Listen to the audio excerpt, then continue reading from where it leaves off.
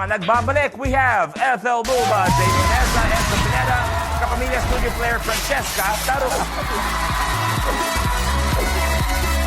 Hello, welcome back. Good afternoon sa aking mga players. At eto na naman tayo sa Minute to Win It, Last Man Standing. Pero etong tanong ko sa inyo bago tayo magsimula. Ano ang pwede niyong ipagmalaki sa sarili niyo, Jane? Wow, yung ginawa ko sa episode kahapon, stockings. Oo. Proud na proud ka doon. Nakaka-proud, oo. Pinoy pride ang laban natin doon. Hayop ha, hayop ha.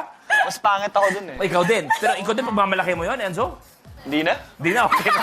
So, Fran, parang nagre-ready ka na, Fran. Sige na. Fran, ano yung pwede mo ipagmalaki sa buong mundo? Yung corona ko, syempre buong Pilipinas yon. Thank you.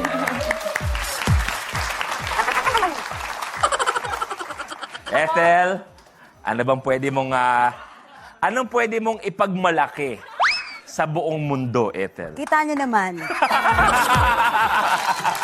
World Cup. World Cup! Champion. Champion! Pero eto, kailangan pa natin ng isang studio player, kaya tawagin na natin ang magsasama sa atin. We have computer engineering graduate, fashion model, actress, at siya ang nag-represent ng Pilipinas sa Miss Universe 2014. Please welcome the beautiful MJ Lastimosa.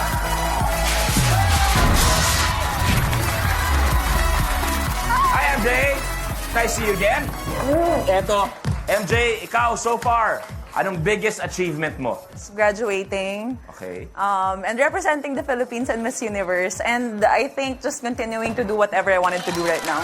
Ethel, hindi naman sa pinipressure kita. Ethel, dalawang beauty queen na yung nandyan. Ethel, Kahit ilima mo pa. ilima. Kahit ilima, siya pa rin ang mananaig. World Cup eh!